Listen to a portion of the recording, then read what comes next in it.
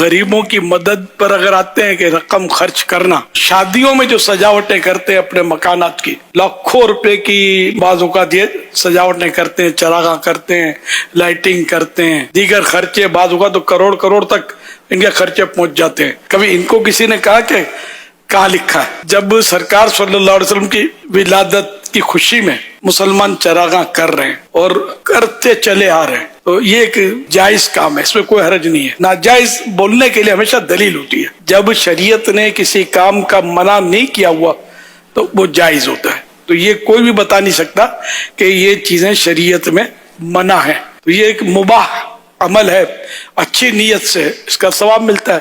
تو ہم سرکار صلی اللہ علیہ وسلم کی تعظیم کے لیے، آپ کی محبت میں یہ سجاوٹیں کرتے ہیں۔ ایک جلسہ ہی لے لیں، جلسہ جو ہے اگر اندھیرا ہے تو ایک بلب سے بھی روشنی ہو سکتی ہے، باقی لوگ بیٹھ کر سن لیں گے آپ کی آواز۔ اتنی ساری اس میں لائٹنگ آج کل کی جاتی ہے، ہر ایک کرتا ہے۔ جشن ولادت کی لائٹنگ سمجھ میں آئے یا نہ آئے، کرتا ہر ایک ہے۔ پھر یہ بھی غریبوں کی اس میں بھی یاد آنی چاہیے، جہاں شریعت منع نہ کرے وہ جائز ہوتا ہے۔ اعلیٰ حضرت رحمۃ اللہ علیہ نے بیان فرمایا ملفوظات میں، اور دیگر کتابوں میں بھی ہے، احیاء العلوم میں بھی یہ واقعہ ہے۔ ایک بزرگ کے یہاں محفل ذکر تھی تو وہاں کافی چراغ روشن تھے۔ ان دنوں یہ بجلی نہیں ہوتی تھی، وہ شمعیں روشن ہوں گی یا وہ دیے مٹی کے جیسے دیے ہوتے ہیں، تیل ڈالتے ہیں، پھر اس میں وہ فیتا ڈالتے ہیں، اس کو لگا تو یہ دیر تک جلتا ہے۔ بہت ساری جل رہی تھی۔ کسی کے ذہن میں یہ بات آئی کہ اتنے سارے چراغ روشن کرنا، اتنا تیل جلانا وغیرہ، اس کی کیا ضرورت تھی؟ روشنی تو ایک ہاتھ سے بھی ہو جاتی۔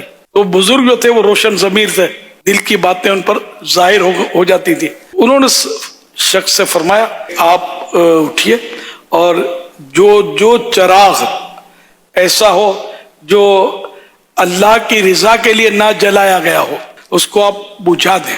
وہ صاحب اٹھے اور پھونکیں مارنے لگے، پھونکوں سے یہ چراغ بجھایا نہ جائے گا، اللہ کی رضا کے لیے جلے ہوئے تھے، تو ایک بھی نہ بجھا سکے۔ تو ان کی سمجھ میں آ گیا۔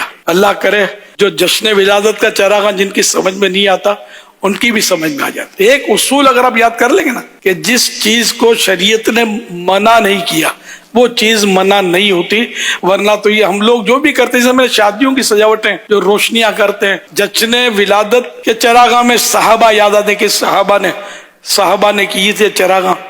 تو کیا شادیوں میں یہ بلڈنگ ہے، اپنی عمارتیں صحابہ کرام نے سجائی تھی؟ پیارے آقا صلی اللہ علیہ وسلم کا ولیمہ مبارک، سب سے بڑا ولیمہ، ایک بکری اس میں ذبح کی گئی، سب سے بڑا ولیمہ۔ آج یہ 32 ڈشیں جو پکتی ہیں، کبھی اس کو بولا سمجھ آئی کسی صحابی نے کی تھی؟